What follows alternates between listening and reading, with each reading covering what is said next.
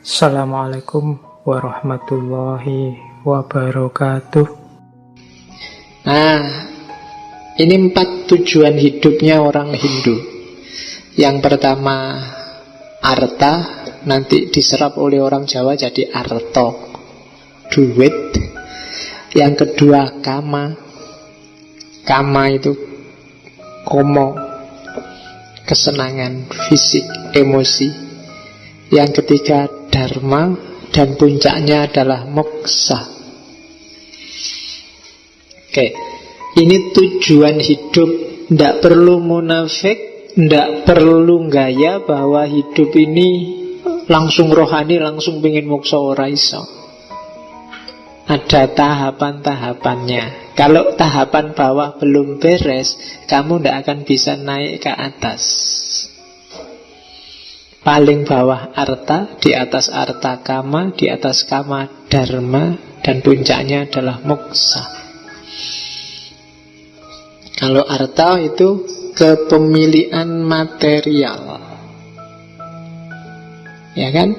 Kamu kedinginan, terus kamu butuh baju, maka punyalah kamu baju. Baju kan juga tujuan. Kalau baju aja belum beres, ya kamu tidak bisa sholat dong. Sholat kan nyuruh kamu punya baju, nutup aurat.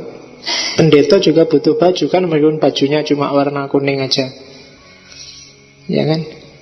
Rambutnya gundul, emangnya gundul pakai apa kalau nggak pakai gunting pakai? Jadi butuh harta tetap.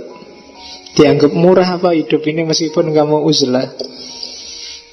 Jadi kepemilikan material, meskipun jangan berhenti di situ. Kalau berhenti di situ, kamu akan berhenti pada kesenangan indrawi. Kamu terjebak pada ilusi. Karena materi itu tidak abadi. Materi hanya jadi penunjang. Dia tidak boleh jadi tujuan terakhir, tapi dia harus dilewati. Makanya kalau di Islam, ya kamu harus kaya dulu dong, baru tidak suka dengan dunia. Kalau duit aja nggak punya, kamu nggak bisa bilang saya nggak suka duit. Ya memang kamu nggak punya. Iya kan? Nggak bisa. Saya Pak sekarang ngambil jarak dengan dunia. Saya harta, saya memang kamu nggak punya. Jadi tidak ada mengambil jarak, otomatis kamu berjarak. Jadi arta harus kamu lewati stasiun ini. Melewati berarti apa? Kamu pernah ngalami terus kamu lampaui. Jadi harus beres dulu artanya. Ini fisiknya. Mentalnya juga harus beres. Kama, komo, kesenangan, cinta, kepuasan batin. Makanya ada buku yang sangat terkenal zaman itu, namanya Kama Sutra, ya kan? Yang nulis Resi Vatsyayana sekitar 600 tahun sebelum Masehi. Saya sempat mikir, perlu nggak ya kita ngaji juga kitab ini sekali-sekali. Jangan salah, Kama Sutra yang tentang itu hanya satu bab, tentang posisi-posisi yang kamu senangi itu. Itu cuma satu bab. Bahkan kelihatannya sekitar bab 2. Kalau bab awal itu pengantar tentang kehidupan, terus ngomong tentang keluarga, bahkan hakikat cinta juga diomong di bab-bab belakang.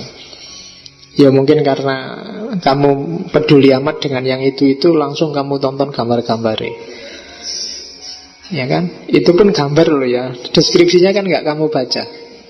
Padahal mungkin di deskripsi itu ada rahasianya. Itu nanti yang berkembang. Kalau di Jawa misalnya ada filsafat namanya tantrisme, tantra. Ini harus beres juga loh kama, sebagaimana arta tadi. Tidak boleh kamu, saya tidak kawin Pak, tidak iso, itu fitrah. Harus dilewati fase ini. Tidak usah gaya, tidak seks-sekan Pak, ora iso. Kalau kamu nggak beres di sini, kamu nggak akan bisa melanjutkan perjalananmu. Kalau di bypass misalnya tiba-tiba saya sudah muksa Pak, mesti nanti gak karu-karuan. Itu yang sehingga ada kiai menghamili santrinya. Sehingga ada, itu kan karena belum beres urusan kamanya. Bereskan dulu di situ. Ada yang bolak-balik kawin, ada yang kenapa? Di situnya belum beres. Termasuk yang urusan harta tadi, bereskan dulu. Kawin dulu, kalau seksnya beres baru uzlah, wiritan, tahajud. Lah iya kan? Lah yang kawin ndak. Akhirnya tahajudmu kan pikiranmu neko-neko. Sholat juga pikirannya itu, aduh ndak kusuk mesti. Lewati dulu kama. Ndak usah gaya, makanya Islam kan sangat benci dengan orang yang ndak nikah itu. Kenapa? Lo itu fitrahmu. Diakui atau enggak diakui, kalau kamu normal, kamu butuh itu. Penuhi itu. Kalau sudah puas, sudah beres, lanjutkan perjalananmu. Kan gitu. Itu filosofinya Hindu sebenarnya. Kama Sutra kamu pelajari nggak apa-apa. Itu teknik-teknik untuk bikin kamu mencapai kepuasan optimal dan tahan lama. Tahan lama maksudnya apa? Enggak. Kan ada itu kan, habis makan kok cepet lapar lagi, pengen makan lagi cepet. Kalau kayak gitu kamu nggak selesai-selesai bikin itunya. Tuh. Jadi kepuasannya optimal dan kamu siap melanjutkan perjalanan. Itu Kama Sutra. Kamu cah cilik rasa diterus ke bahas kuwi. Oke. Nah. Ayo. Yo nanti kalau ngaji filsafat edisi 100 berapa itu baru Kama Sutra temanya.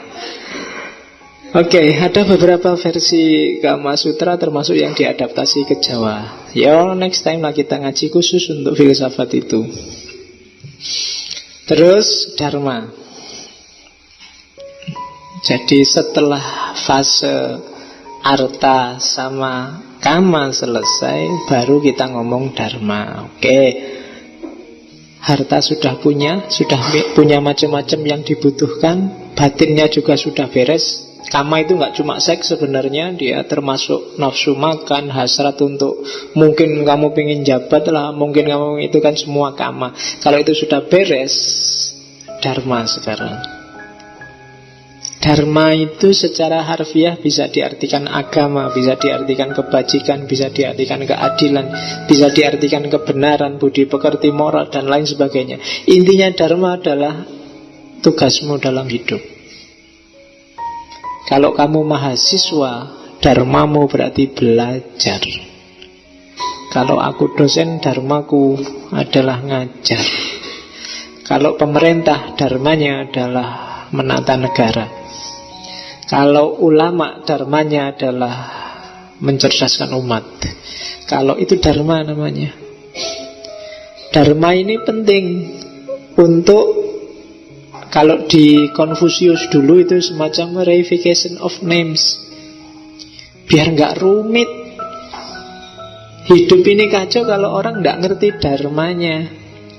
Yang bapak jadilah bapak yang baik, yang adik jadilah adik yang baik, yang santri jadilah santri yang baik, sesuai dharmanya masing-masing. Tuh. Kalau di Islam dharma itu mungkin semacam amal soleh.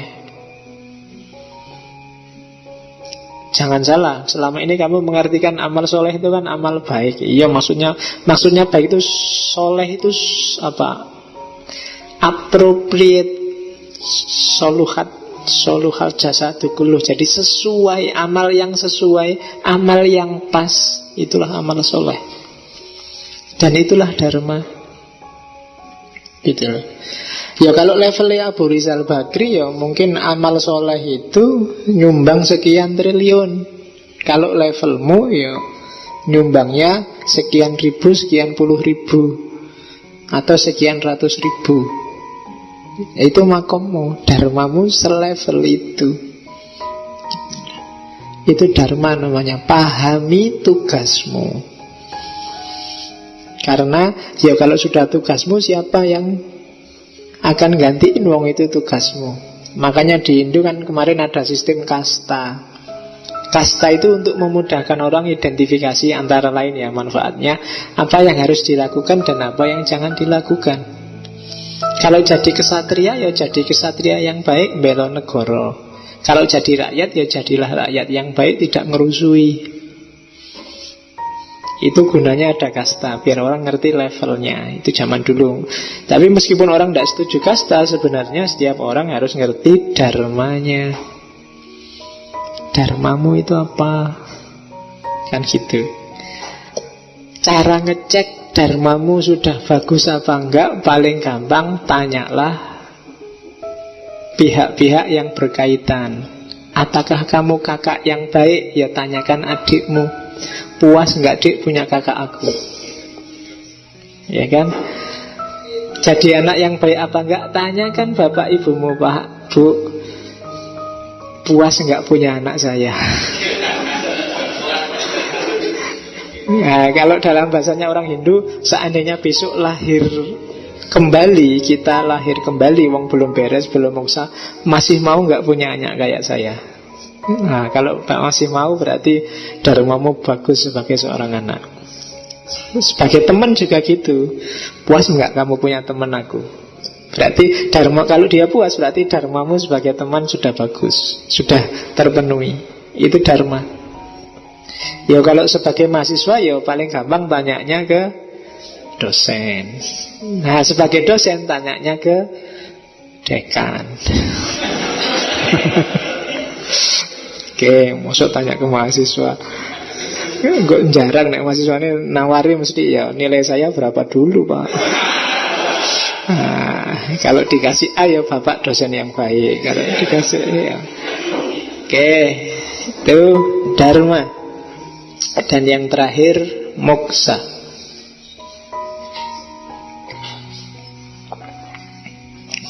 Moksa berarti bebas dari samsara. Samsara berarti lingkaran reinkarnasi, lahir kembali, lahir kembali. Ini kan sengsara luar biasa loh. Kapan berakhirnya? Nah, ditempuhlah jalan moksa. Kalau sudah moksa berarti putus sudah. Kamu sudah ilaihi roji'un. Berarti kamu sudah jadi ya ayatuhan nafsul mutmainnah, irji'i ila rabbiki radiyatan mardiyah. Kamu kembali padanya, diridhoi, dan kamu sendiri ridho sampai ke sana. Itulah moksa. Bukan kok terus tubuhnya hilang kayak di TV-TV, hilang terus mengurai jadi udara. Enggak.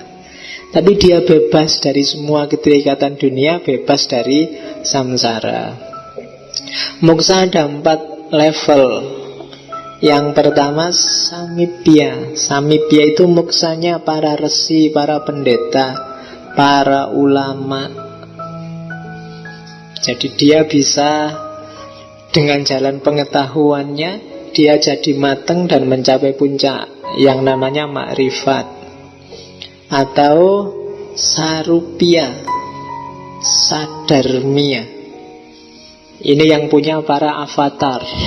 Avatar itu mungkin kalau di Islam levelnya kayak wali.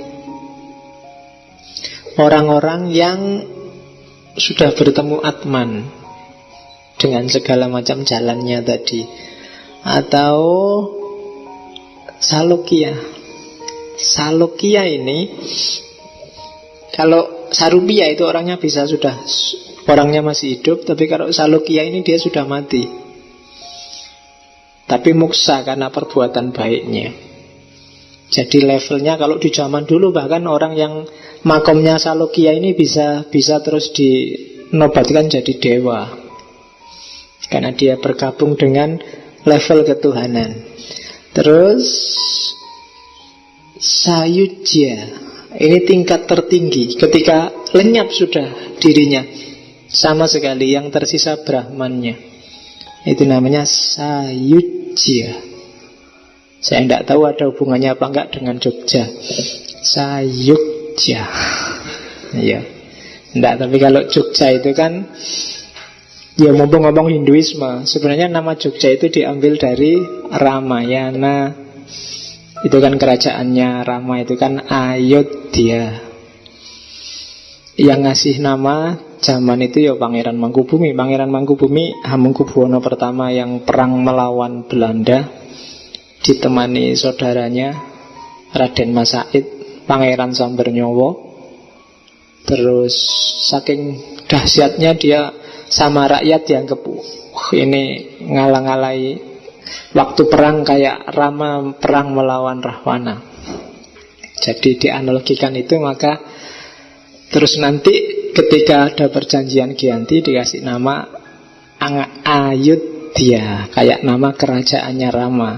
Kalau yang Rahwana kan Alengka. Ayodhya pakai lidah Jawa jadi Ngayodhya, lama-lama jadi Ngayogja. Kalau Karta itu artinya serba baik. Jadi Ayodhya Karta, lama-lama jadi Yogyakarta. Dulu sambil nunggu pusat kerajaan di sana, tinggalnya di hutan. Hutannya namanya hutan Gerjiwati yang ada di Gerjitawati yang ada di Pasar Beringharjo itu, karena desanya namanya Desa Beringan. Namanya jadi Yogyakarta. Kalau Malioboro itu ada juga di kitab Ramayana istilahnya, cuma artinya adalah berkalung bunga. Maliobarin ada di Ramayana. Maliobarin artinya berkalung bunga.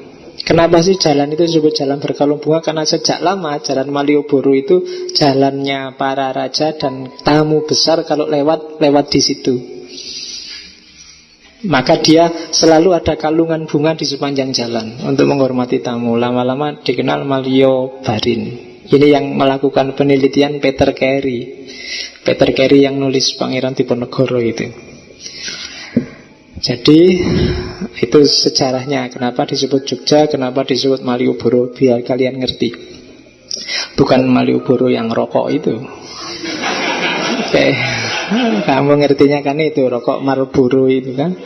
Nah itu arti jadi jalan yang penuh kalungan bunga. Maka namanya Maliobarin aslinya, tapi terus jadi jalan Malioboro. Jadi istilahnya kayak Inggris, tapi sebenarnya sangat Sanskerta itu, sangat Jawa. Oke, Sayujyo itu salah satu jenisnya moksa. Ketika Atman lenyap sama sekali, yang tersisa tinggal Brahman.